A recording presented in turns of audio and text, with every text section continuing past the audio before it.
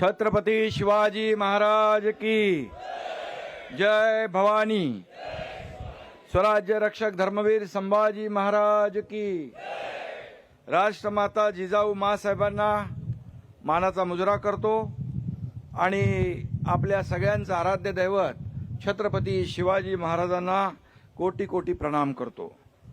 खरं म्हणजे आजच्या या पुण्यतिथी निमित्त उपस्थित आपल्या देशाचे कर्तव्यनिष्ठ आणि निर्भय कणखर गृहमंत्री अमित भाई या ठिकाणी व्यासपीठावर उपस्थित आहेत।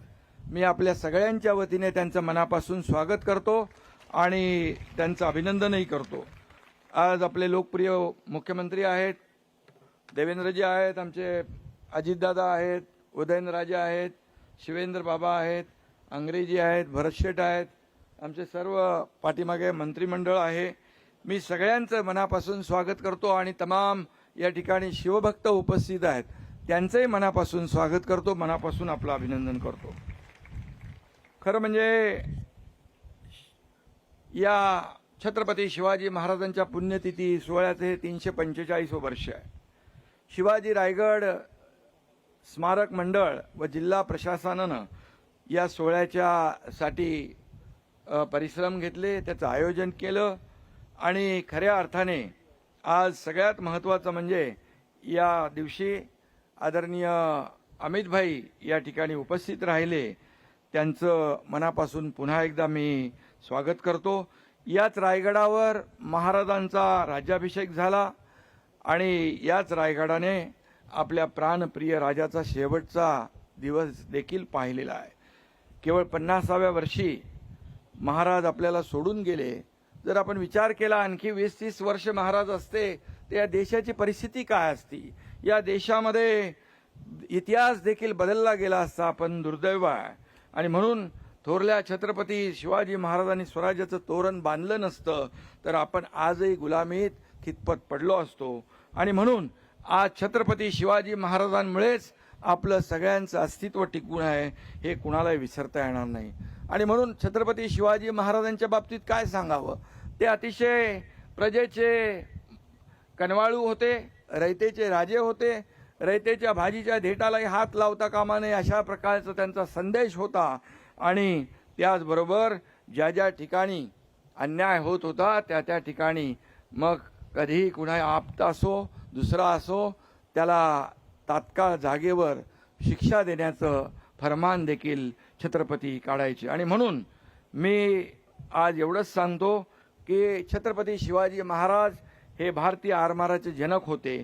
आपल्या नौदलाच्या ध्वजावर देखील आता शिवरायांचं प्रतीक आहे आणि त्यासाठी आदरणीय प्रधानमंत्री मोदीजींचं मी अभिनंदन करतो, गृहमंत्री अमित भाईंचं अभिनंदन करतो।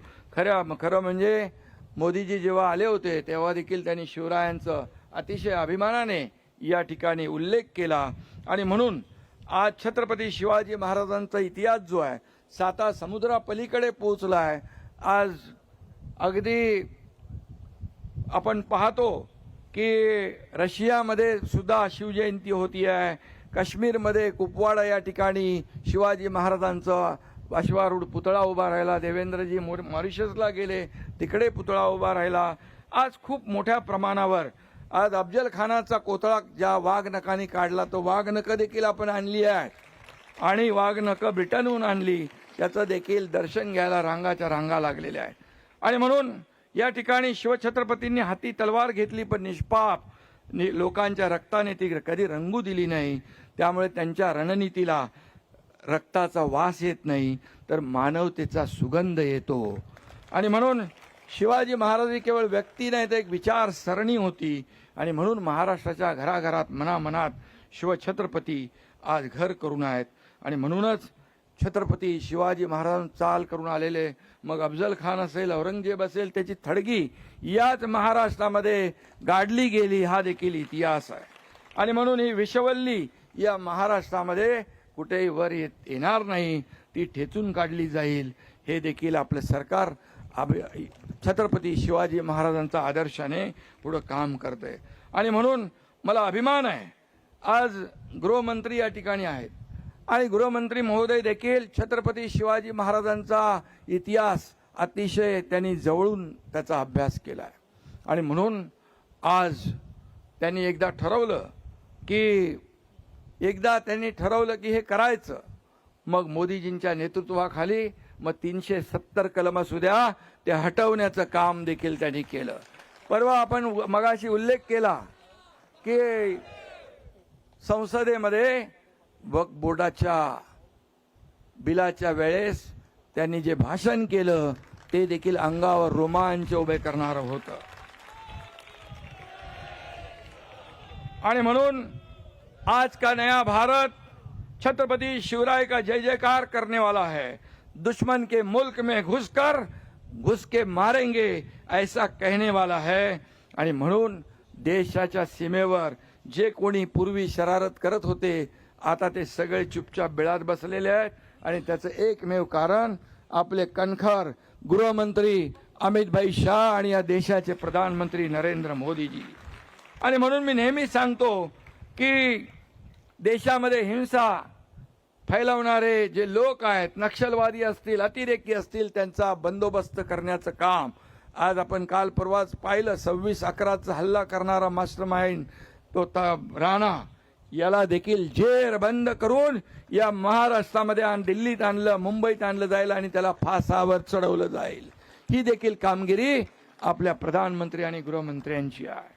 आणि म्हणून मी एवढंच सांगतो कि अमित भाई आपके इरादे तो चट्टा आपके इरादों से चट्टाने भी डगमगा जाती है. दुश्मन क्या चीज है, तूफान भी अपना रुख बदल देता है. आणि म्हणून आपल्या मोदीजींच्या आणि नेतृत्वाखाली हा देश पुढे जातोय, देशाचा विकास होतोय आणि या महाराष्ट्राचा देखील विकास होतोय.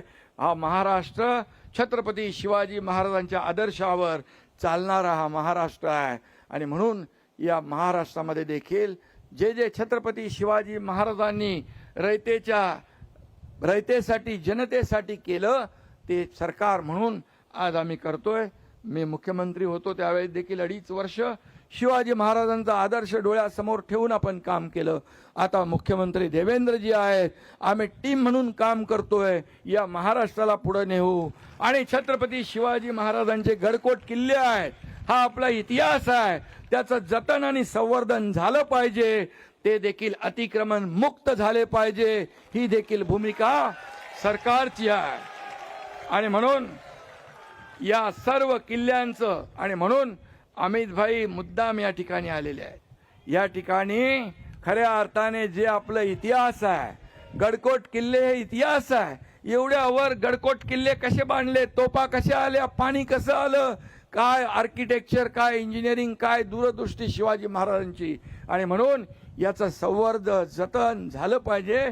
यासाठी सरकार पुढाकार घेते. अमित भाईंना आमची विनंती आहे की याच्यामध्ये जे काही ASI ने देखील जो पुढाकार घेतला पाहिजे, जो लवकर जेवढ्या युद्ध पातळीवर काम करता येईल तेवढं आम्हाला योगदान सहकार्य केलं पाहिजे.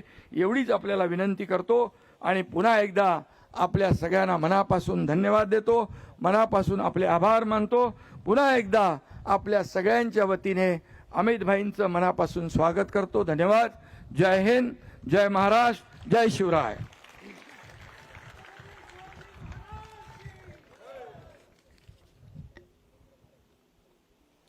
माननीय एकनाथ जी, आपले हार्दिक आभार.